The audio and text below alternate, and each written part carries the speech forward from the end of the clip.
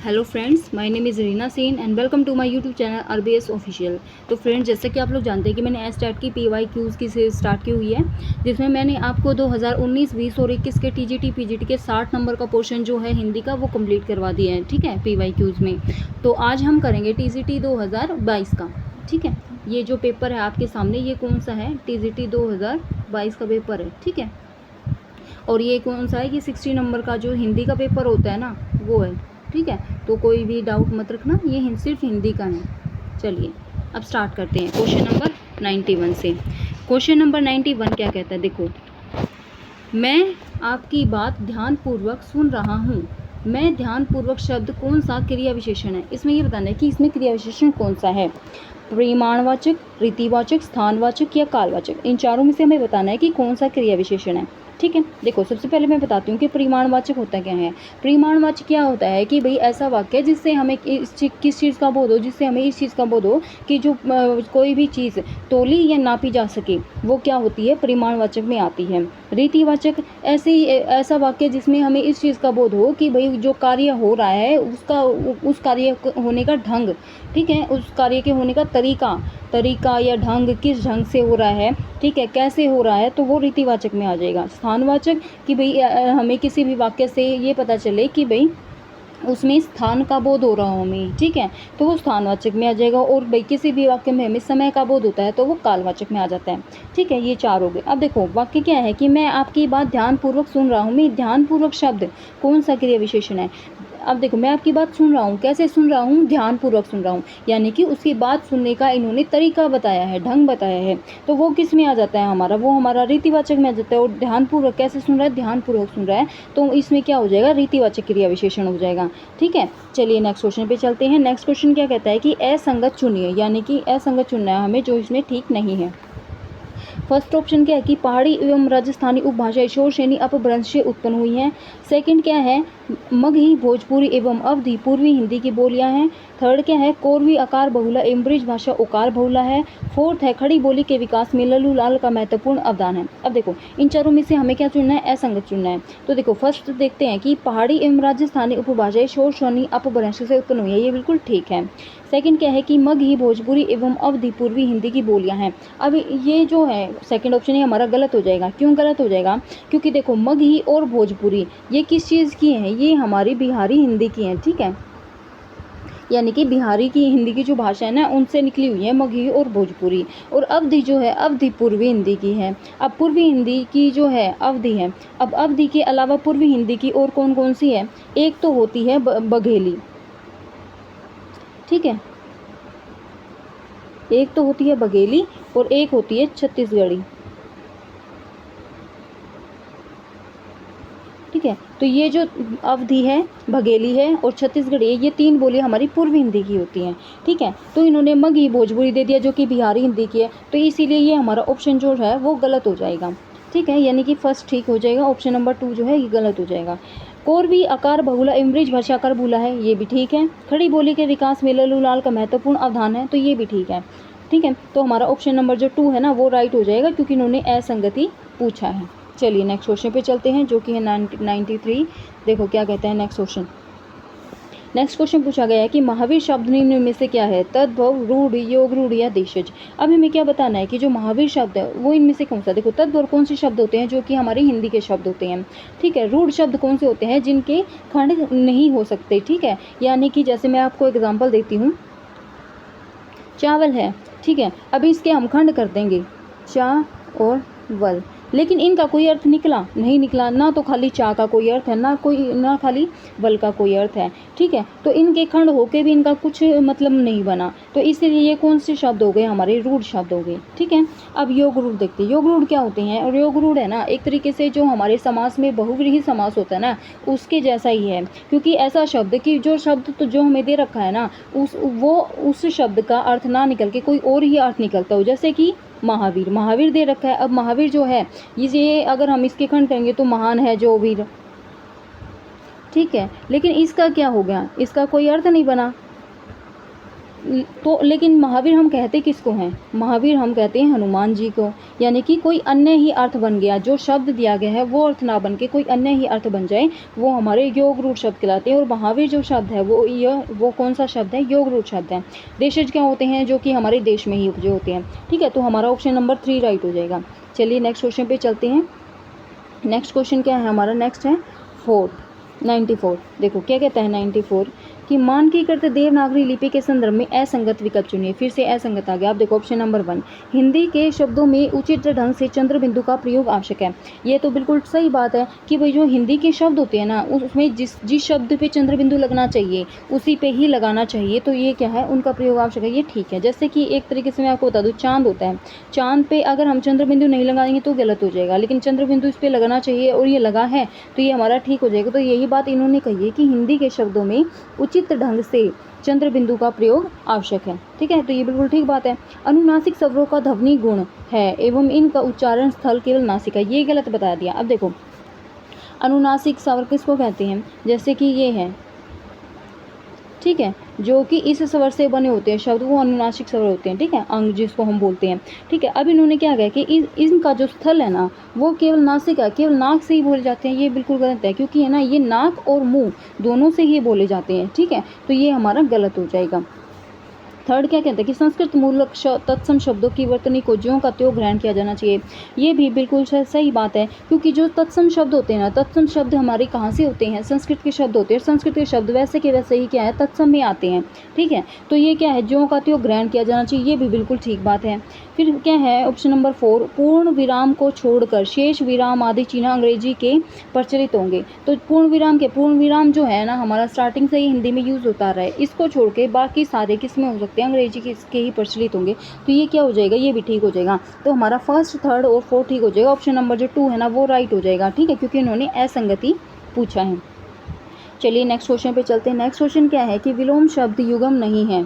इनमें से हमें ये बताना है कि विलोम शब्द कौन सा नहीं है। देखो, संस्कृत विकृति, निराशा आशावान, नैसर्गिक कृत्रिम, विहित निषिद्ध। तो फ्रेंड्स इन्होंने पूछा है कि कौन सा नहीं है। देखो संस्कृत विकृति हो जाएगा, निराशा आशावान नहीं होगा। ठीक है, आशावान नहीं होगा, ये हमारा गलत हो जाएगा। क्यों हो जाएगा? क्योंकि आशा का निराशा होता है उल्टा। ठीक है, आशा का क्या होता है? निराशा होता है। इन्होंने निराशा का आशावान लिख दिया, तो विलोम पूछा था तो यहाँ पे आशावान नहीं आएगा, खाली आशा आएगा। तो इसीलिए ये हमारा गलत हो जाएगा। नैसर्गिक का कृत्रिम ठीक है, विहित का निषिद्ध भी ठीक है। ठीक है, और फ्रेंड्स ये जो क्वेश्चन में आते हैं ना, तो आप ये मत सोचा करो कि भाई इस क्वेश्चन का सिर्फ आंसर 2 है तो हम 2 ही लगा के आगे चले। आप है ना इनको भी याद रखा करो, क्योंकि कई बार क्या होते हैं? रिपीट हो सकते हैं। ठीक है, इसीलिए नेक्स्ट क्वेश्चन पे चलते हैं। नेक्स्ट क्वेश्चन जो है हमारा एनसीईआरटी से लिया हुआ है। तीसरी कसम फिल्म के लेखक की कहानी को लेकर बनाया गया, यानी कि किस लेखक की कहानी है ये है हमारी फणीश्वरनाथ रेणु की। ये चैप्टर है ना फ्रेंड्स आपका एनसीईआरटी से लिया गया है। ठीक है, ये सीबीएसई की बुक होती है, जो कि क्लास 10th की बुक है, तो उसमें आपको ये चैप्टर मिल जाएगा। ठीक है, चलिए नेक्स्ट क्वेश्चन पे चलते हैं, जिसका नाम वो बुक है स्पर्श। ठीक है, आप ये वो मत सोचें कि क्षितिज में मिलेगा, नहीं, स्पर्श संचयन 2 बुक होती हैं 10th क्लास में, तो स्पर्श में मिल जाएगा। चलिए नेक्स्ट क्वेश्चन पे चलते हैं। नेक्स्ट क्वेश्चन क्या है कि हवा हो जाना मुहावरे का सही अर्थ बताएं। देखो, बहुत तेज दौड़ना, बहुत उन्नति करना, गायब हो जाना, धोखा देना। तो इन चारों में से हवा हो जाना क्या हो जाएगा? तो हवा हो जाना हो जाएगा ऑप्शन नंबर 3, जो कि है जो कि है गायब हो जाना। हवा हो जाना, गायब हो जाना। ठीक है, चलिए नेक्स्ट क्वेश्चन पे चलते हैं। नेक्स्ट क्वेश्चन क्या कहता है? नेक्स्ट क्वेश्चन है हमारा, देखो, कृष्ण भक्ति काव्य धारा के संदर्भ में संगत कथन चुनिए। कुंभनदास अष्टछापी कवियों में अधिकारी के नाम से विख्यात थे। रास पंचाध्यायी के रचयिता नंददास विठलनाथ के शिष्य थे तथा प्रारंभ में ब्राह्म भक्ति की ओर उन्मुख थे। सूरदास कृत सूरसागर की आधारभूमि श्रीमद् भगवद गीता है। गद्दी सेवा का संबंध हरिदासी संप्रदाय से है। तो फ्रेंड्स हमें बताना है कि इन चारों में से हमारा कौन सा ऑप्शन नंबर राइट हो जाएगा। ठीक है, तो फ्रेंड्स हमारा ऑप्शन नंबर जो संगत है, बाकी सारे गलत हैं। ठीक है, ऑप्शन नंबर जो 2 है ये हमारा राइट हो जाएगा कि रास पंचाध्यायी के रचयिता नंददास विठलनाथ के शिष्य थे तथा प्रारंभ में राम भक्ति की ओर उन्मुख थे। तो हमारा ऑप्शन नंबर जो 2 है ये राइट हो जाएगा और यही हमारा क्या हो जाएगा? आंसर हो जाएगा। चलिए नेक्स्ट क्वेश्चन पे चलते हैं। 99 ये क्या कहता है वन के मार्ग में किस विधा की रचना है। फ्रेंड्स ये जो चैप्टर है ना, ये आपका 6th क्लास की जो वसंत की बुक है ना, उससे लिया गया एनसीईआरटी का है। तो ये इन्होंने ना ये पूछा है कि किस विधा की रचना है। ये जो है एक तरीके का है ना सवैया है, ठीक है। और सवैया ये किस में आता है, ये आता है हमारी कविताओं में, ठीक है। तो इनमें से क्या है, कहानी, उपन्यास, नाटक नहीं हो सकता, ये हो सकता है कविता। तो हमारा कविता ऑप्शन हो जाएगा, ऑप्शन नंबर 3। चलिए नेक्स्ट क्वेश्चन पे चलते हैं, जो कि हमारा 100। हाँ देखो, रीतिकाल का दे दिया। रीतिकाल का क्या दे दिया इन्होंने कि देखो, रीतिकाल के संदर्भ में असंगत कथन बताना है। ऑप्शन नंबर 1 है, चिंतामणि के अनुसार रीति सुभाष कवित की वर्णतबुद्ध अनुसार है।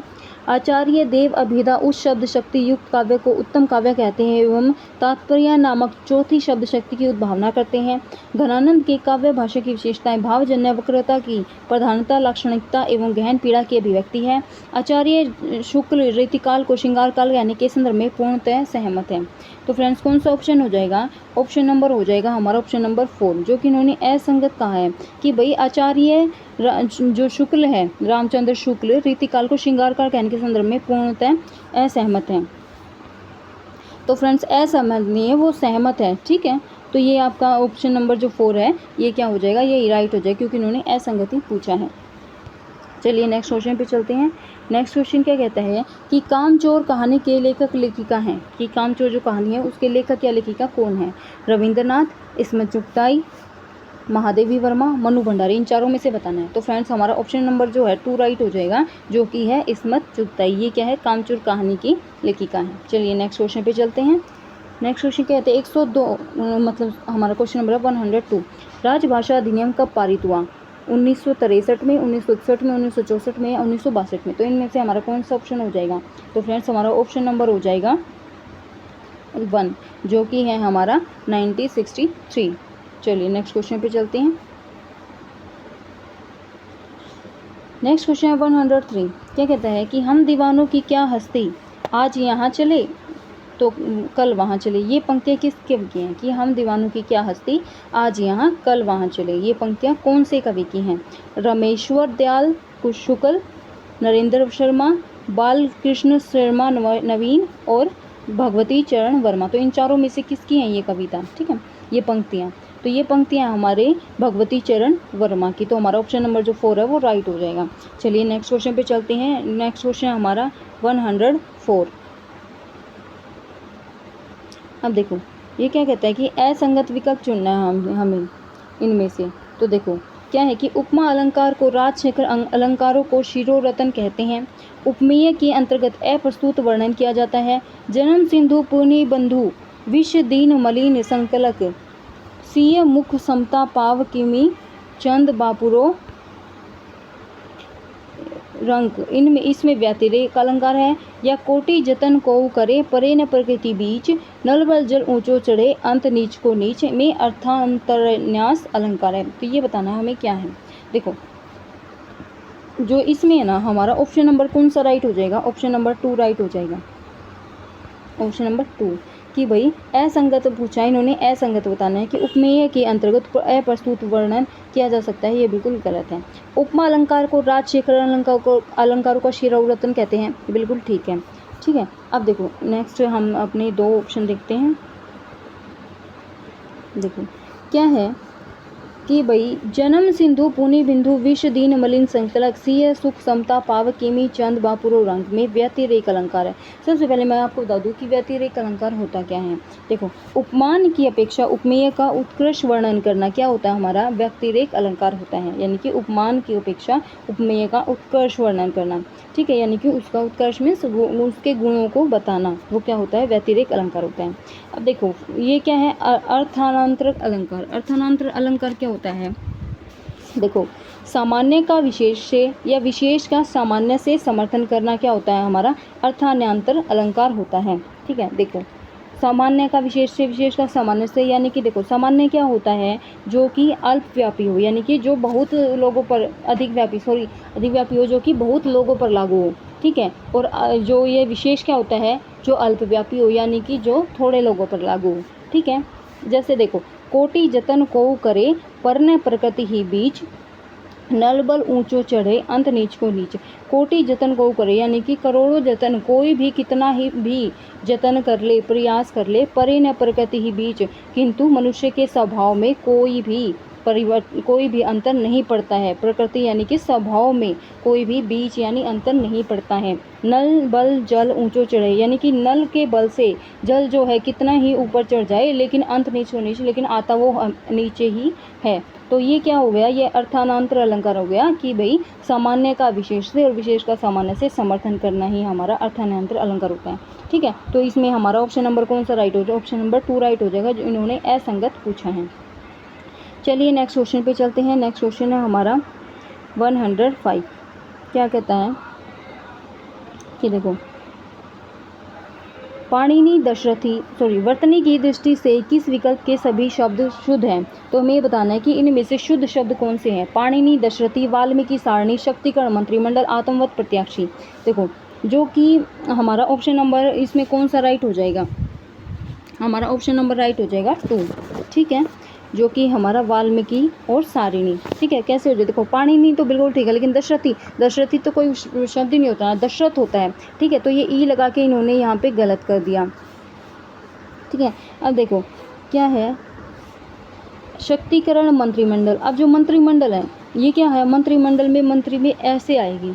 ठीक है, यानी कि छोटी ई आएगी जब यहाँ पे मंत्रिमंडल होगा।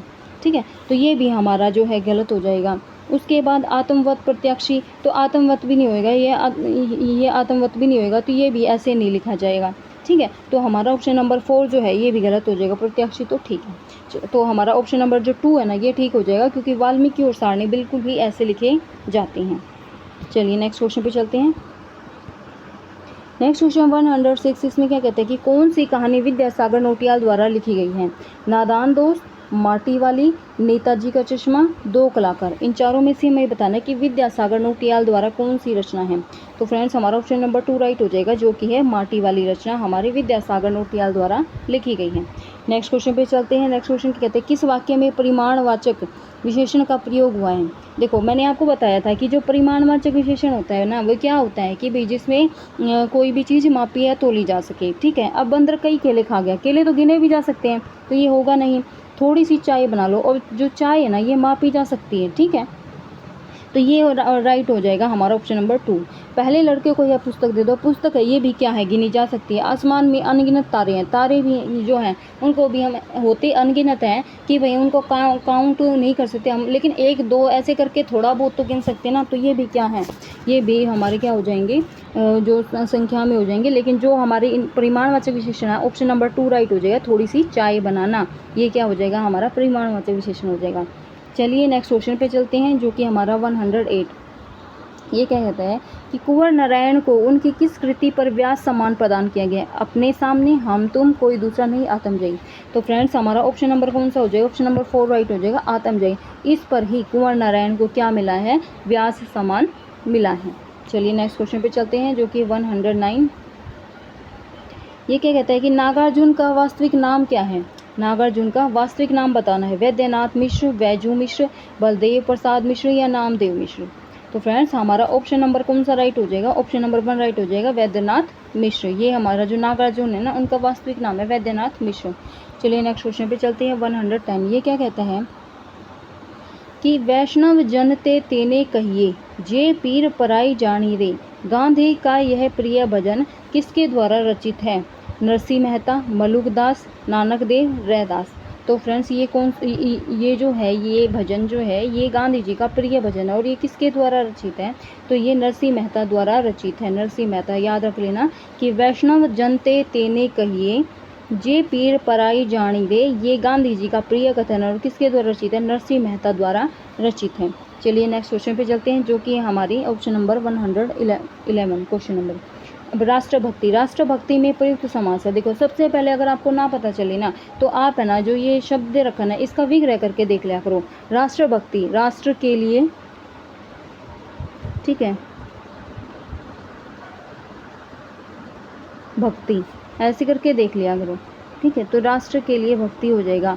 ठीक है, अब देखो जो के लिए है ये किस में आता है, कर्म तत्पुरुष में नहीं आता, करण में नहीं आता, संबंध में नहीं आता, ये आता है हमारे संप्रदान तत्पुरुष में। ठीक है, तो ये हमारा किसका शब्द हो जाएगा, संप्रदान तत्पुरुष का हो जाएगा। चलिए नेक्स्ट क्वेश्चन पे चलते हैं जो कि हमारा 102। अब एक चीज़ हो रही है, मत सोचना कि मैम ने बताया नहीं कि बाकी में क्यों नहीं आया। देखो ये जो कर्म करण संप्रदान ये क्या है, ये कारक से लिए गए हैं। ठीक है, तत्पुरुष समास में कारक से लिए गए, जैसे कर्म कारक, करण कारक, संबंध कारक, संप्रदान कारक। कर्म कारक कौन से होते हैं, जैसे इनका परसर्ग चिन्ह कौन सा होता है, जैसे कर्ता ने कर्म को, इसका परसर्ग चिन्ह को हो जाएगा, करण का क्या हो जाएगा, से हो जाएगा, लेकिन ये से क्या है, साथ रहने वाला है। ठीक है, संबंध में क्या हो जाएगा, संबंध का हो जाएगा कारक चिन्ह का, के, की। ठीक है, तो ये संबंध में हो जाएगा, और संप्रदान में के लिए।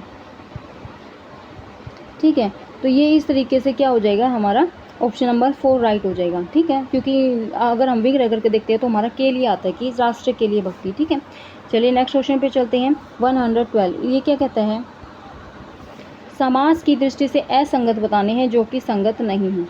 आत्मविश्वास, आत्मविश्वास जो है अधिकरण तत्पुरुष, समाचार पत्र संप्रदान तत्पुरुष, शिक्षणेत्र अपादान तत्पुरुष और गुणातीत करण तत्पुरुष। इनमें से हमें असंगत बताना है जो कि गलत है। देखो आत्मविश्वास, आत्म पर विश्वास। ठीक है, यानी कि खुद पर विश्वास, आत्म पर विश्वास अधिकरण ये हो जाता है, क्योंकि अधिकरण की परसर्ग चिन्ह क्या हो जाता है, में है और पर है। ठीक है, समाचार पत्र, समाचार पत्र क्या होता है भाई, समाचार के लिए पत्र, तो ये हमारे संप्रदान में आ जाएगा, क्योंकि इसकी भी मैंने आपको बताई थी विभक्ति क्या है, के लिए। ठीक है, अब शिक्षणेत्र अपादान तत्पुरुष, अपादान तत्पुरुष क्या होता है कि भाई से होता है, ये क्या होता है, ये अलग होने के लिए, किसी भी चीज़ से अलग होने के लिए। ठीक है, और जो करण तत्पुरुष का जो से है वो क्या है, किसी चीज़ के साथ में रहने के लिए, तो ये ना अलग होने के लिए की सेंस में प्रयुक्त होता है। देखो अपादान तत्पुरुष, अपादान तत्पुरुष शिक्षणेत्र यानी शिक्षण से इतरे, शिक्षण से दूर, अशैक्षणिक जिसको बोला जाता है, तो ये भी हमारा बिल्कुल ठीक हो जाएगा। ठीक है, गुणातीत, गुणातीत करण तत्पुरुष। अब गुणातीत यानी कि गुण से अतीत, यानी गुण से अतीत यानी गुण से परे क्या हो जाएगा, गुण से परे, यानी कि परे का मतलब होता है दूर, यानी कि अगर वो उससे दूर हो रहा है, अलग हो रहा है, तो उसमें कौन सी सेंस आनी चाहिए, इसमें आनी चाहिए अपादान तत्पुरुष, लेकिन इन्होंने यहाँ पे करण तत्पुरुष दे दिया जो कि साथ में रहने के लिए। तो हमारा ऑप्शन नंबर कौन सा राइट हो जाएगा, ऑप्शन नंबर 4 राइट हो जाएगा, क्योंकि इन्होंने असंगत पूछा है, और असंगति है क्योंकि यहाँ पे गुणातीत में करण तत्पुरुष नहीं, यहाँ पे अपादान तत्पुरुष जो है वही आना चाहिए। ठीक है, चलिए नेक्स्ट क्वेश्चन पे चलते हैं जो कि हमारा 113 क्या कहता है कि निम्न में से कौन सी रचना मतीराम की है। तो इसमें से ये बताना मतीराम की कौन सी रचना है, सुजान चरित, कवि प्रिया, ललित लाम या जगत विनोद। ठीक है, देखो सबसे पहले मैं आपको बताती हूँ कि जो ये सुजान चरित है ये किसकी रचना है। ठीक है, देखो ये जो सुजान चरित है ये है ना, ये किसकी रचना है, ये रचना है सूदन जी की। ठीक है, यानी कि सूदन जी ने ये सुजान चरित लिखी है। कवि प्रिया है, ये किसकी रचना है, ये रचना है हमारे केशवदास जी की। ठीक है, उसके बाद जो ललित ललाम है ये किसकी रचना है, ललित ललाम जो रचना है ये हमारे मतीराम जी की है। ठीक है, अब जो जगत विनोद है ये किसकी रचना है, ये है हमारे पद्माकर की। ठीक है, ये हमारी पद्माकर की रचना है। ठीक है, तो जो ललित ललाम जो है ये हमारे मतीराम जी की रचना है। ठीक है, तो हमारा ऑप्शन नंबर जो है 3 राइट हो जाएगा। चलिए नेक्स्ट क्वेश्चन पे चलते हैं। नेक्स्ट क्वेश्चन है जो 114। देखो ये क्या कहते हैं कि निम्न कथनों पर विचार करते हुए असंगत का कथन छांटिए। देखो विभावना विरोध मूलक अलंकार है, सबको पता है कि जो विभावना विरोध मूलक अलंकार है। ठीक है, राम नाम सुंदर करतारी, संशय बिघ उड़ावनहारी पंक्ति में परंपरित रूपक अलंकार है। ठीक है, फिर है मनो कठिन आंगन चली, ताते राते पाँव में पंक्ति में वस्तु प्रेक्षा अलंकार है। उपमान की उपेक्षा, उपमेय की गुणोत्कृष्ट वर्णन का व्यतिरेक अलंकार कहा जाता है। देखो सबसे पहले मैं आपको बता दूँ जो विभावना विरोध मूलक अलंकार है ये बिल्कुल ठीक है। ठीक है, अब देखो राम नाम सुंदर करतारी, संशय भेग उड़ावनहारी पंक्ति में रूपक अलंकार है। इसका मतलब क्या हुआ कि भाई राम नाम सुंदर करतारी, यानी कि राम की कथा जो है, राम की कथा हाथ की सुंदर करतारी है। हाथ कर क्या होता है, हाथ, और तारी मीन्स ताली, तो राम की जो कथा है वो हाथ की सुंदर ताली है। संशय विहग उड़ावनहारी, जो संशय विहग यानी कि जिस पे संदेह होता है, संशय विहग यानी कि संदेह रूपी पक्षियों को क्या है, उड़ा देती है। ठीक है, तो इन्होंने कहा है कि ये जो पंक्तियां हैं ये किसकी हैं, ये पंक्तियों में जो रूपिका है ना कि भाई राम नाम सुंदर करता है, कि राम नाम की जो कथा है वो एक सुंदर क्या है, हाथ की ताली है। तो यह रूपी बता दिया, संशय रूपी यानी कि संदेह रूपी, विहग मीन्स पक्षी, उड़ावन हाथ यानी कि पक्षियों को उड़ा देने वाली है। तो ये क्या है, ये रूपक अलंकार है, तो ये बिल्कुल ठीक है।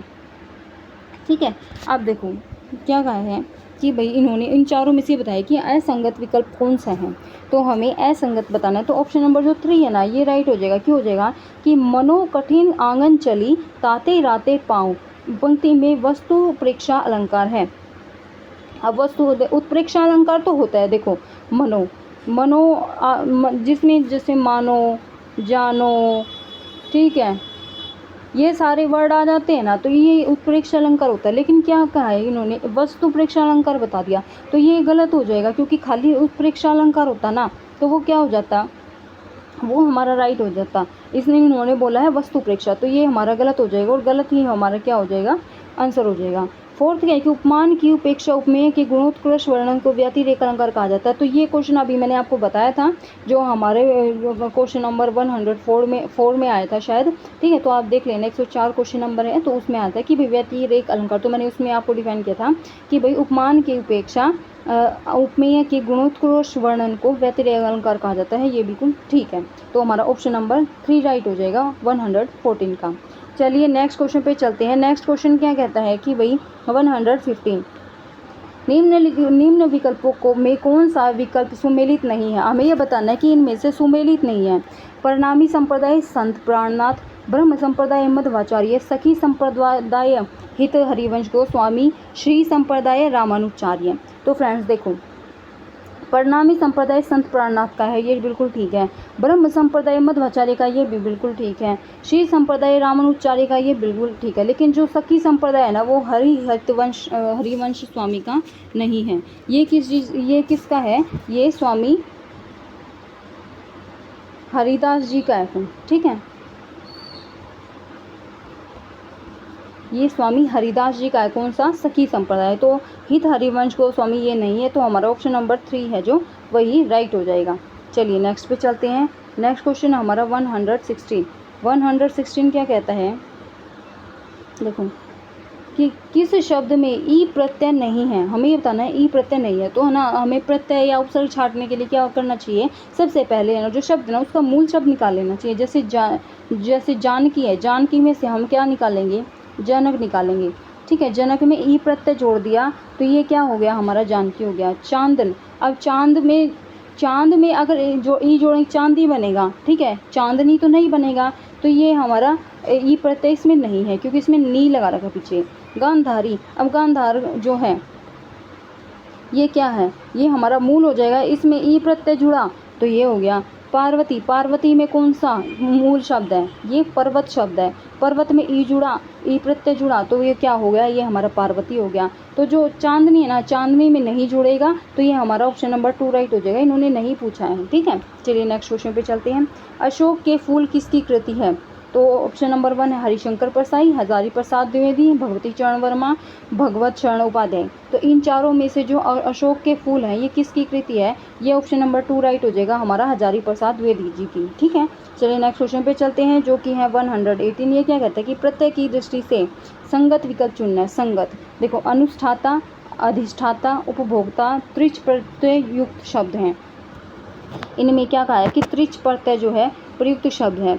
ठीक है, अब देखो वैनतेय रांगेय पौरुषेय में यह प्रत्यय है, ये तो देखो ये बिल्कुल नहीं है। क्यों, वैनतेय में विनती प्लस ए आ जाएगा।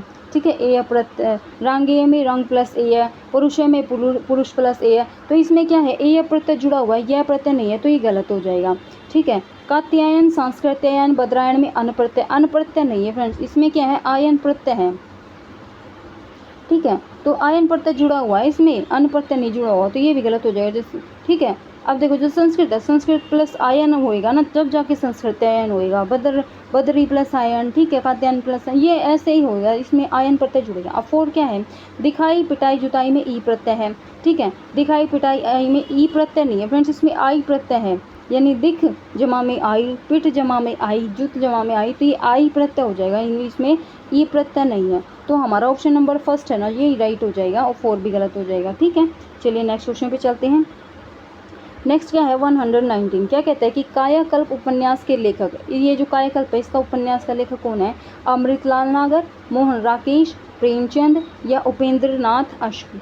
तो इन चारों में से कौन हो जाएगा, इन चारों में से हमारा ऑप्शन नंबर 3 राइट हो जाएगा, जो कि है प्रेमचंद। तो ये प्रेमचंद का उपन्यास है जो कि है कायाकल्प। चलिए नेक्स्ट क्वेश्चन पे चलते हैं। नेक्स्ट क्वेश्चन क्या कहता है 120 कि छिप छिप अश्रु बहाने वालों, मोती व्यर्थ बहाने वालों, कुछ सपनों के मर जाने से जीवन नहीं मरा करता है। कविता के कवि बताइए, यानी कि ये जो कविता है इनके कवि कौन है, अटल बिहारी वाजपेयी, गोपाल दास नीरज, केदारनाथ सिंह या शमशेर बहादुर सिंह। तो इनमें से हमें बताना है कि कौन सा ऑप्शन नंबर हो जाएगा हमारा। तो फ्रेंड्स हमारा कौन सा राइट हो जाएगा, ऑप्शन नंबर राइट हो जाएगा 2, ठीक है, 2 राइट हो जाएगा, जो कि है गोपाल दास नीरज। तो ये जो कविता की पंक्तियां हैं ये गोपाल दास नीरज जी की हैं। चलिए नेक्स्ट क्वेश्चन पे चलते हैं। नेक्स्ट क्वेश्चन क्या कहता है कि एक मिनट, रस के संदर्भ में असंगत कथन चुनिए, ठीक है। रस का आस्वाद अलौकिक है जबकि रस अलौकिक है। अन्य ज्ञान से शून्य या रहित होना ही लोकोत्तर चमत्कार है। विभावानुभाव व्याभिचारी भाव संयोग दरिद्र निष्पत्ति आचार्य भरत मुनि प्रदत्त रस निष्पत्ति सूत्र हैं। नाटक में शोक व दुख की घटनाएं के वर्णन से आनंद अनुभूति होती है। तो इनमें से कौन सा हो जाएगा, तो फ्रेंड्स हमारा ऑप्शन नंबर जो है 2 राइट हो जाएगा। 2 राइट क्यों होगा कि भाई देखो, अन्य ज्ञान से शून्य या रहित होना ही लोकोत्तर चमत्कार है। ऐसा तो नहीं हो सकता कि भाई कोई भी ज्ञान है अन्य तो वो बिल्कुल ही ना हो हमारे अंदर, ठीक है, बिल्कुल ही रहित हो हम उनसे, तो वो लोकोत्तर चमत्कार हो जाएगा। तो ये नहीं होगा, तो हमारा ऑप्शन नंबर जो है 2 राइट हो जाएगा, जो कि हमारा ऑप्शन नंबर 2। चलिए नेक्स्ट क्वेश्चन पे चलते हैं, जो कि है 122। ये क्या कहता है कि रजनी बीती भोर भयो है, घर घर खुले किवारे, गोपी दही मथत सुनियत है कंगना के झनकारे। तो इन चारों में से बताने कि ये किसकी पंक्ति है कि रजनी बीती भोर भयो है, घर घर खुले किवारे, गोपी दही मथत सुनियत है कंगना के झनकारे। किसकी पंक्तियाँ हैं, सूरदास की, मीराबाई की, ज्ञानानंद की या केशवदास की। तो फ्रेंड्स हमारा ऑप्शन नंबर कौन सा हो जाएगा, ऑप्शन नंबर 2 राइट हो जाएगा। ये जो पंक्तियाँ ये मीराबाई जी की पंक्तियाँ हैं, ठीक है। चलिए नेक्स्ट क्वेश्चन पे चलते हैं। नेक्स्ट क्वेश्चन क्या कहता है, देखो, युद्ध करने की इच्छा रखने वाले को कहा जाता है। तो युद्ध करने की इच्छा जो है विजिगिसु युत्सा मुमुक्षु युत्सु। तो देखो ये जो दोनों है ना, ये युत्सु और युत्सा ये लगभग सेम ही हैं, ठीक है। तो इसमें कोई मतलब कि माइनर सा डिफरेंस होता है, ठीक है। ये तो इनका आंसर हमें दिया गया है ऑप्शन नंबर 3 युत्सु, यानी कि जो युद्ध करने की इच्छा है, ठीक है, इच्छा रखने वाला व्यक्ति होता है। युत्सा भी क्या होता है, जो लड़ाई करने की इच्छा रखता है, ठीक है। तो ये लगभग सेम ही होते हैं, तो ऑप्शन नंबर 3 जो है ये राइट हो जाएगा।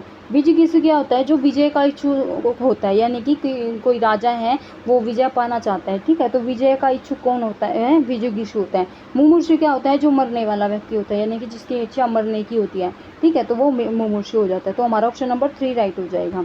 चलिए नेक्स्ट क्वेश्चन पे चलते हैं, जो कि हमारा 124। ये क्या कहता है कि निम्न शब्दों में से किस में सु उपसर्ग का प्रयोग नहीं हुआ है। ये बताना है कि जिसमें सु उपसर्ग नहीं हुआ। देखो, सु प्लस अच स्वच्छ बन जाएगा, सु प्लस अस्ति स्वस्ति बन जाएगा, सु प्लस अल्प स्वल्प बन जाएगा, लेकिन स्वस्थ सु प्लस अस्थ नहीं बनता, ठीक है। तो हमारा ऑप्शन नंबर जो 3 है ये राइट हो जाएगा, क्योंकि ये सु उपसर्ग से नहीं बना है, ठीक है। एक चीज़ और फ्रेंड्स, मैंने अभी तक जितने भी आपके क्वेश्चन करवाए हैं ना, क्वेश्चन पेपर करवाए हैं जो प्रीवियस ईयर भी, तो उनमें ना ये वर्ड काफ़ी आए हुए हैं, ठीक है। तो ये वर्ड आप अच्छे से याद रख लेना कि कौन सा सु उपसर्ग से बना है कौन सा नहीं। ये वर्ड काफ़ी बार आए हुए हैं, तो आप इनको अच्छे से ध्यान रख लेना, ठीक है। नेक्स्ट क्वेश्चन पे चलते हैं। नेक्स्ट क्वेश्चन क्या कहता है कि कौन सी रचना महादेवी वर्मा की है इनमें से। देखो, मेरे बचपन के दिन, बड़े घर की बेटी, माटी वाली, अपराजिता। तो इनमें से ये बताना है कि कौन सा जो है ये महादेवी वर्मा की है। तो फ्रेंड्स हमारा ऑप्शन नंबर जो है 1 राइट हो जाएगा, जो कि है मेरे बचपन के दिन। ये क्या है, महादेवी वर्मा की है, ठीक है। अब ये बताना है कि भाई देखो, बड़े घर की बेटी, बड़े घर की बेटी, ये किसकी रचना है? ये रचना है हमारी प्रेमचंद जी की। ठीक है,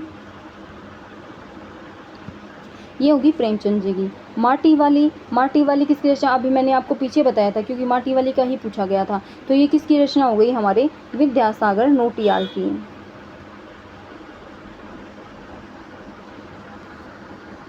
और ये ना, इसका सरनेम भी याद रखना है। कई बार क्या होता है ना, कई बार सिर्फ सरनेम दे देते हैं। ठीक है, तो एक मिनट मैं इसको नीचे लिख देती हूँ। ठीक है, नोटियाल जी को विद्यासागर नोटियाल। ठीक है, और फिर जो अपराजिता है, अपराजिता किसकी है? ये है रामेश्वर शुक्ल अंचल जी की। एक मिनट मैं आपको लिए लिख देती हूँ। ठीक है, रामेश्वर शुक्ल अंचल जी की। ठीक है, और ये जो है ना, ये इनका काव्य संग्रह है। ठीक है, तो हमारा ऑप्शन नंबर कौन सा हो जाएगा? ऑप्शन नंबर 1 राइट हो जाएगा, जो कि है मेरे बचपन के दिन, ये महादेवी वर्मा जी के। चलिए नेक्स्ट क्वेश्चन पे चलते हैं। नेक्स्ट क्वेश्चन 126 क्या कहता है कि शुद्ध शब्द का चयन कीजिए। प्रमाणिक, आगामी, अभिजात्य, दुरावस्था। तो इनमें से हमें ये बताना है कि इनमें से शुद्ध शब्द कौन सा है। तो देखो, जो प्रमाणिक होता है ये शुद्ध शब्द नहीं है। तो क्यों? क्योंकि इसमें प्र है, तो इसमें प्रामाणिक होता है, प्रामाणिक। ठीक है, यानी कि यहाँ पे ये जो है, ये आ की मात्रा लगेगी। ठीक है, आगामी बिल्कुल राइट है, ये बिल्कुल ठीक लिख रखा है इन्होंने। अभिजात्य क्या होता है? अभिजात्य में भी आ की मात्रा होती है, अभिजात्य होता है। ठीक है, अभिजात्य ये राइट होता है। दुरावस्था में दुरा नहीं होता, दुर्वस्था होता है। ठीक है, दुरावस्था में भी कौन सा शब्द होता है? दुरावस्था। इसका अर्थ क्या होता है? दुर्दशा। ठीक है, तो ये राइट हो जाएगा। ये चीज़ है ना, याद रख लेना कि कई बार है ना, हम इसको ही राइट कर देते हैं, लेकिन ये राइट नहीं होगा, ये राइट होगा। ठीक है, तो हमारा ऑप्शन नंबर 2 है, राइट है, क्योंकि शुद्ध शब्द आगामी है। चलिए नेक्स्ट क्वेश्चन पे चलते हैं। नेक्स्ट क्वेश्चन कौन सा है भाई? हमारा है 127। ये क्या कहता है कि भाई हमें ये बताना है कि सुमित्रा नंदन पंत को किस रचना पर ज्ञानपीठ पुरस्कार मिला था। तो फ्रेंड्स, ये बहुत ही इनकी फेमस रचना है सुमित्रा नंदन पंत जी की। तो ये हमारा ऑप्शन नंबर कौन सा हो जाएगा? ऑप्शन नंबर हो जाएगा 3, जो कि है चिदम्बरा। इस पर इन्होंने ज्ञानपीठ पुरस्कार मिला है। चलिए नेक्स्ट क्वेश्चन पे चलते हैं, जो कि नंबर 128। ये क्या कहता है? मोह को कहाँ ढूंढ रे बंदे, मैं तो तेरे पास में। यह पंक्ति किसकी है? रहीम की, रैदास की, दादू की, या कबीर की? तो फ्रेंड्स, हमारा ऑप्शन नंबर कौन सा राइट हो जाएगा? ऑप्शन नंबर 4 राइट हो जाएगा, क्योंकि ये कबीर जी की पंक्तियाँ कि मोह को कहाँ ढूंढे रे बंदे, मैं तो तेरे पास में। यह पंक्तियाँ कबीरदास जी की हैं। चलिए नेक्स्ट क्वेश्चन पे चलते हैं, जो कि है जैसे उनके दिन फिरे। कहानी संग्रह किसका है? मनु भंडारी का, हरिशंकर परसाई का, प्रेमचंद का, या महादेवी वर्मा का? तो इन चारों में से बताना है कि ये हमारा कौन सा हो जाएगा। तो ये जो है जैसे उनके दिन फिरे, ये हो जाएगा हमारा ऑप्शन नंबर 2, जो कि है हरिशंकर परसाई जी का। ठीक है, चलिए नेक्स्ट क्वेश्चन पे चलते हैं। 130। ये क्या कहता है? संधि विच्छेद आ गया भाई। देखो क्या कहता है कि भूष्मा क्या होता है? भू प्लस उष्मा, कृपाचार्य कृप प्लस आचार्य, वाणिचोत्य वाणी प्लस औचित्य, गुरुवदार्य गुरु प्लस उदार्य। इनमें से हमें असंगत बताना है, जो कि गलत है। देखो, भू प्लस उष्मा बिल्कुल ठीक है। ठीक है, उसके बाद कृपाचार्य, कृप प्लस आचार्य भी बिल्कुल ठीक है। अब देखो, वाणी औचित्य, वाणी प्लस औचित्य, ये गलत हो जाएगा। ठीक है, ये क्यों गलत हो जाएगा? देखो फ्रेंड्स, ये जो हमारा ऑप्शन नंबर 3 है ना, ये गलत हो जाएगा। ठीक है, ये क्यों गलत हो जाएगा मैं आपको बताती हूँ। क्योंकि देखो, इसमें क्या है, जो वाणी है ना, ये अण की मात्रा में ये इधर आएगी। ठीक है, तो ये कैसे होएगा? देखो, वाणी प्लस में औचित्य। और ये जो वर्ड है ना फ्रेंड्स, ये भी बहुत बार आ चुका है आपके PYQ में। कभी तो देखो, अभी इन्होंने इसकी वो मिस्टेक कर दी, कभी इसमें मिस्टेक कर देते, यानी कि 2 मात्रा की जगह 1 मात्रा लगा देंगे ऐसे। ठीक है, तो ये वर्ड बिल्कुल अच्छे से ध्यान से रख लेना कि वाणी प्लस औचित्य ऐसे होता है, और ये जो इसका वो करके ऐसे हो जाता है। ठीक है, ये जोड़ करके। ठीक है, चलिए नेक्स्ट क्वेश्चन पे चलते हैं, जो कि हमारा 131 क्या कहता है कि भारतीय काव्य शास्त्र में ध्वनि सिद्धांत के अंतर्गत ध्वनि शब्द का प्रयोग मुख्यतः किस अर्थ में हुआ है। तो फ्रेंड्स देखो, सपोर्ट, लक्ष्यार्थ, प्रतीयमानार्थ, अभिधेयार्थ। तो हमारा ऑप्शन नंबर कौन सा हो जाएगा? ऑप्शन नंबर राइट हो जाएगा, ऑप्शन नंबर 2 जो कि है प्रतीयमानार्थ। ठीक है, चलिए नेक्स्ट क्वेश्चन पे चलते हैं जो कि है अब कैसे छूटे राम नाम रट लागी, प्रभु जी तुम चंदन हम पानी, जांगे अंग अंग बात समानी। पंक्तियाँ किस कवि की हैं? कबीरदास की, रैदास की, मलुकदास की या सुंदरदास की?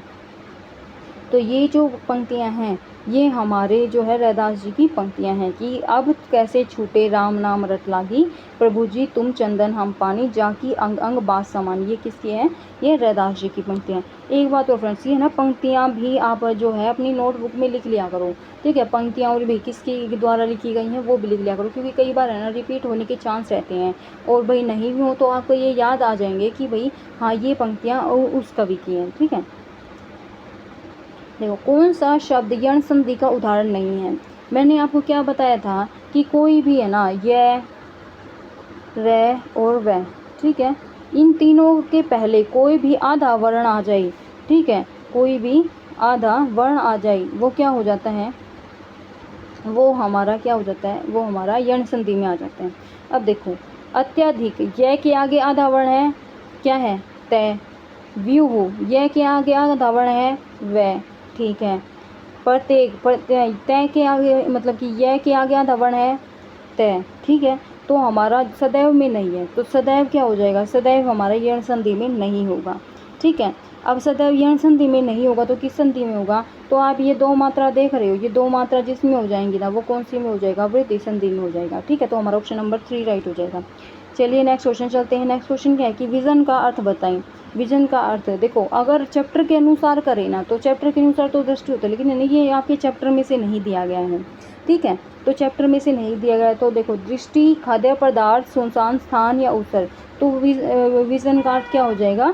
सुनसान स्थान हो जाएगा। ठीक है, चलिए नेक्स्ट क्वेश्चन पे चलते हैं। तो नेक्स्ट क्वेश्चन क्या है कि भाई बाण भट्ट की आत्मकथा उपन्यास के लेखक हैं। बाण भट्ट की आत्मकथा इस उपन्यास के कौन से लेखक है भाई? बालकृष्ण भट्ट, रामचंद्र शुक्ल, अयोध्या सिंह उपाध्याय, हजारी प्रसाद द्विवेदी। तो इन चारों में से हमें बताना है कि इन चारों में से किसकी कथा है। तो फ्रेंड्स हमारा ऑप्शन नंबर को क्या राइट हो जाएगा? ऑप्शन नंबर 4 राइट हो जाएगा जो कि है हजारी प्रसाद द्विवेदी। तो बाण भट्ट की आत्मकथा किसकी है? हजारी प्रसाद द्विवेदी की है। चलिए नेक्स्ट क्वेश्चन पे चलते हैं जो कि है हमारी 136। ये क्या कहता है कि मेरे संग की औरतें कहानी की लेखिका हैं। तो ये किसकी हैं? मृदुला सिन्हा, मृदुला गर्ग, मालती जोशी, ममता कालिया। तो ये किसकी रचना है फ्रेंड्स? ये हो जाएंगी हमारा ऑप्शन नंबर 2 मृदुला गर्ग की रचना है। ठीक है, मेरे संग की औरतें। चलिए नेक्स्ट क्वेश्चन पे चलते हैं। नेक्स्ट क्वेश्चन है मतंग किस शब्द का पर्यायवाची है? सूरज का, हिरण का, हाथी का, राक्षस का। तो मतंग किस शब्द का पर्यायवाची हो जाएगा फ्रेंड्स? ये हो जाएगा हमारा ऑप्शन नंबर 2, हाथी का पर्यायवाची क्या हो जाएगा? मतंग हो जाएगा। ठीक है, चलिए नेक्स्ट पे चलते हैं कि निम्न में से किस वाक्य में कर्तृवाच्य का प्रयोग हुआ है? देखो फ्रेंड्स कर्तृवाच्य क्या होता है? कर्तृवाच्य वो होता है जिसमें कर्ता की प्रधानता होती है। ठीक है, जो देखो वाच्य क्या होते हैं? जिसमें कर्ता, कर्म और भाव का बोध होता है। ठीक है, और जो उसके भी 3 पार्ट होते हैं वाच्य के भी, कर्तृवाच्य, कर्मवाच्य और भाववाच्य। ठीक है, अब इन्होंने क्या पूछा? इनमें से कर्तृवाच्य बताना है। तो कर्तृवाच्य कौन सा होता है? जिसमें कर्ता की प्रधानता होती है। देखो जैसे रोगी से चला नहीं जाता है, डाकिया डाक वितरित कर रहा है, राम से चुप नहीं बैठा जाता, सीता द्वारा गाना गाया गया। तो देखो हमारा ऑप्शन नंबर 2 राइट हो जाएगा जो कि डाकिया डाक वितरित कर रहा है। तो ये हमारा कौन सा हो जाएगा? ऑप्शन नंबर 2 राइट हो जाएगा। चलिए नेक्स्ट पे चलते हैं 139। क्या कहता है कि निम्नांकित में पुल्लिंग शब्द, इनमें से हमें ये बताना है कि पुल्लिंग शब्द कौन सा होता है। देखो सरिता, वनिता, दुहिता, सविता, इन चारों में से। तो देखो ये जो है ना कि भाई ये हमारा सरिता स्त्रीलिंग में आता है। ठीक है, वनिता भी स्त्रीलिंग में आता है, दुहिता भी स्त्रीलिंग में आता है, लेकिन सविता है ये पुल्लिंग में आता है। ठीक है, तो इसका अर्थ क्या है भाई? ये एक तरीके का है ना सूर्य का पर्यायवाची हो जाएगा। ठीक है, तो सूर्य का पर्यायवाची हो जाएगा। तो क्या हमारा ऑप्शन नंबर कौन सा राइट हो जाएगा? 2 राइट हो जाएगा क्योंकि ये पुल्लिंग में आता है। चलिए नेक्स्ट क्वेश्चन पे चलते हैं। नेक्स्ट क्वेश्चन क्या है कि महाभारत काल की पृष्ठभूमि पर वर्तमान युग के परिवेश को चित्रित करने वाली कृति कौन सी है? चांद का मुंह टेढ़ा है, कामायनी, संसद से सड़क तक, अंधा युग। तो फ्रेंड्स हमारा ऑप्शन नंबर राइट हो जाएगा 4, अंधा युग। ये ही क्या है कि ये महाभारत काल से निर्मित, मतलब कि महाभारत काल की पृष्ठभूमि पर वर्तमान युग के परिवेश को चित्रित करने वाली कृति है। चलिए नेक्स्ट क्वेश्चन पे चलते हैं जो कि है 141। ये क्या कहता है? कट्टर शब्द में प्रयुक्त टट जो है व्यंजन गुच्छ किस श्रेणी का है, यानी कि ये जो टे दो बार आया हुआ है ना, एक ये देखो ये नीचे हलंत लगा हुआ ना, इसका मतलब क्या होता है फ्रेंड्स, इसका मतलब होता है ये जो वर्ड है ऊपर ये आधा है, ठीक है, पूरा नहीं है। अब देखो उन्होंने पूछा कि इस व्यंजन जो है इस गुच्छ किस श्रेणी का है, द्वित व्यंजन, प्रकंपित व्यंजन, संयुक्त व्यंजन या संघर्षी व्यंजन, इन चारों में से हमें बताना है। देखो अब देखो प्रकंपित यानी कि जिससे जिस शब्द को बोलते हुए, जिस वर्ण को बोलते हुए हमारी जीभ जो है कंपन करने लग जाए, प्रकंपित व्यंजन होता है। संयुक्त व्यंजन जिसमें जो दो व्यंजन एक साथ होंगे, ठीक है, वो जैसे ये है, ये व्यंजन है, ठीक है। अब ये दो साथ कैसे होंगे, जैसे इसमें तय और र दो आती है ना, तो ये इसलिए क्या हो जाएगा, त्रय बन जाएगा, ठीक है। तो ये संयुक्त व्यंजन होता है। संघर्षी व्यंजन जो कि मैंने आपको कच्चर तप वाली टेबल बता रखी है, ठीक है। तो जैसे कै से लेके और पै वाला जो वर्ग है, पै वर्ग तक, ये हमारे संघर्षी व्यंजन होते हैं, ठीक है। द्वितीय व्यंजन कौन से होते हैं, द्वितीय व्यंजन जब दो समान व्यंजन एक साथ प्रयोग में लाए जाते हैं, ठीक है। दो समान व्यंजन जो है एक साथ प्रयोग में अगर लाए जाएंगे तो वो हमारे द्वितीय व्यंजन कहलाएंगे, क्योंकि ये देखो ये दो समान व्यंजन हैं, ठीक है। और क्या हो रहा है, ये एक साथ प्रयोग में लाई जा रही है। पहला व्यंजन स्वर रहित होता है और दूसरा व्यंजन क्या होता है, स्वर सहित होता है, ठीक है। पहला व्यंजन स्वर रहित और दूसरा व्यंजन स्वर सहित, यानी कि देखो अब ये मैंने आपको बताया कि ये हलंत लगाने से ये आधा वर्ण हो जाता है, ठीक है, यानी कि ये टै आधा वर्ण हो जाता है, तो ये जो है खाली टै रहेगा, लेकिन जो ये टै है ना ये तो पूरा है। और इस टै में से कौन सी साउंड निकल रही है, ए की निकल रही है, टै प्लस ए, ऐसी निकल रही है ना, ए की, टै बोलते वक्त भी आप ए को महसूस करोगे कि भाई लास्ट में ए की निकल रही है, ठीक है। तो जो अगर यहाँ पे हम हलंत लगा देते तो खाली टै होता है, इसमें से कोई भी साउंड नहीं निकलती, लेकिन अगर हलंत नहीं है यानी कि ये पूर्ण कंप्लीट है, तो ये क्या हो जाएगा हमारा, ये पूर्ण व्यंजन हो जाएगा। अब इन्होंने क्या, द्वितीय व्यंजन, द्वितीय व्यंजन क्या होते हैं, द्वितीय व्यंजन वही होते हैं कि भाई जो दो समान व्यंजन एक साथ प्रयोग में लाए जाते हैं, और जो पहला व्यंजन होता है वो स्वर के साथ, मतलब कि जो एक स्वर पहला स्वर होता है स्वर से रहित होता है, यानी उसमें स्वर नहीं होता, और दूसरे में स्वर होता है जो कि हमारा ए है, ठीक है। तो हमारा द्वितीय व्यंजन हो जाएगा इसका आंसर। चलिए नेक्स्ट क्वेश्चन पे चलते हैं। 142, इसमें क्या है कि शब्द में पंचम वर्ण के स्थान पर अनुस्वार का प्रयोग भी कर सकते हैं, ठीक है। पंचम वर्ण के स्थान पर अनुस्वार का, यानी कि जो जैसे देखो कै वाली जो लाइन होती है उसमें बाद में अड़ा आता है ना, ठीक है। अब देखो ये पंचमी लाइन होगी, अब पंचम वाली लाइन में अनुस्वार का, यानी कि अगर इसका प्रयोग ना करके अगर हम खाली ये प्रयोग करें तो ये क्या हो जाता है तो किस में कर सकते हैं, इन्होंने ये पूछा है। देखो ऑप्शन देखो, समान, अत्यंत, अन्याय, अशुण, ठीक है। तो हमें ये बताना है। देखो अब देखो समान में भी नहीं कर सकते, अन्याय में भी नहीं कर सकते, अशुण में भी नहीं कर सकते, लेकिन अत्यंत शब्द है ना, अत्यंत को हम ऐसे भी लिख सकते हैं,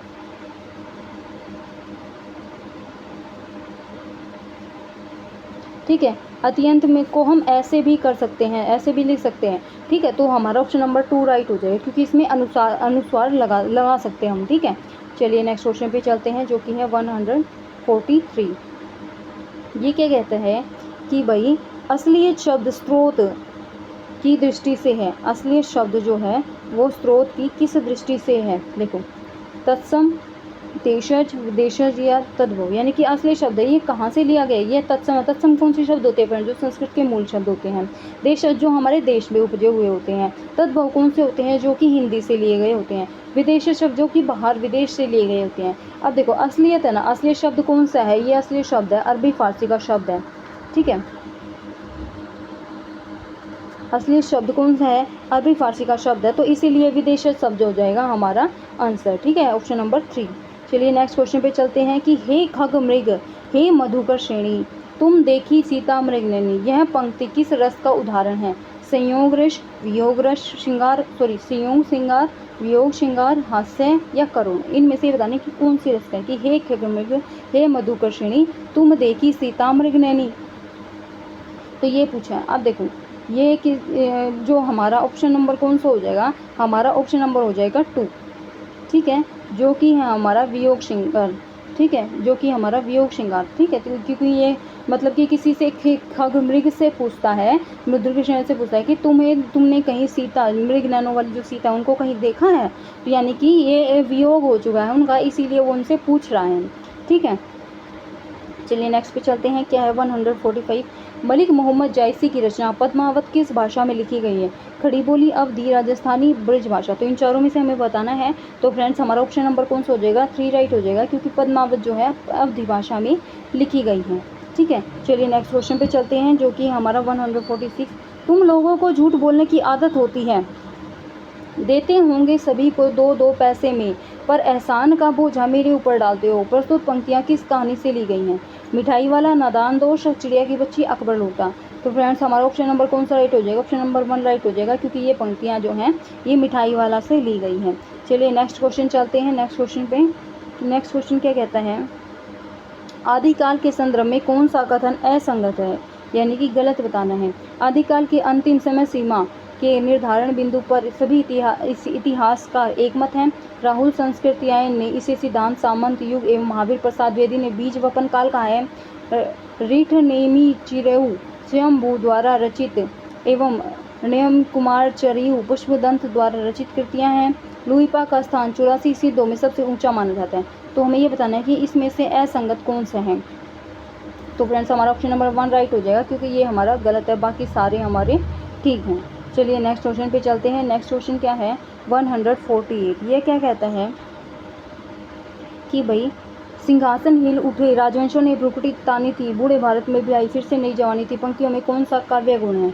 अभी हमें ये बताना है कि माधुर्य, प्रसाद, ओज और समता। तो फ्रेंड्स हमारा ऑप्शन नंबर जो है 2 राइट हो जाएगा, इसमें ओज गुण है। ठीक है, चलिए नेक्स्ट क्वेश्चन पे चलते हैं, जो कि 149। ये क्या कहता है? मुझे लगा उसे दमा है, अवस्था के साथ साथ उसका शरीर ढल चुका था, उसके हाथों तथा माथे पर नसें उभर आई थी। प्रस्तुत पंक्तियाँ किस कहानीकार की? प्रेमचंद, कामतानाथ, निर्मल वर्मा, प्रभु नारायण। तो इनमें से कौन सा हो जाएगा? हमारा ऑप्शन नंबर 2 राइट हो जाएगा, क्योंकि ये पंक्तियाँ जो हैं ये कामतानाथ जी की हैं। ठीक है, चलिए नेक्स्ट क्वेश्चन पे चलते हैं, जो कि हमारा 150। इसमें क्या कहता है कि रीतिकाल को श्रृंगार काल की संज्ञा देने वाले कवि कौन है? देखो, रामचंद्र शुक्ल, धीरेन्द्र वर्मा, विश्व प्रसाद मिश्र, मिश्र बंधु। ठीक है, तो हमारा ऑप्शन नंबर कौन सा राइट हो जाएगा? ऑप्शन नंबर राइट हो जाएगा 3, क्योंकि ये जो है रीतिकाल को श्रृंगार काल किसने दी है? रीतिकाल को श्रृंगार काल विश्वनाथ प्रसाद मिश्र जी ने कहा है। ठीक है, फिर उसको जो रामचंद्र शुक्ल ने, ये तो इन्हीं ने रीतिकाल ही कहा है इनको, और भाई मिश्र बंधु जी ने अलंकृत काल का है। ठीक है, किसको? श्रृंगार काल, ये रीतिकाल को अलंकृत काल का है। ठीक है, तो फ्रेंड्स आपका जो ये एस्टेट का PYQ है ये यहीं पे ही आपका समाप्त होता है। ठीक है, TGT का आपको वीडियो कैसी लगी मुझे कमेंट करके बताइएगा। अगर आपको अच्छी लगी है तो वीडियो को लाइक कीजिएगा और अपने फ्रेंड्स के पास शेयर कीजिएगा, और अगर आपको ऐसी ही वीडियो चाहिए है तो चैनल को सब्सक्राइब कीजिएगा। Thank you friends.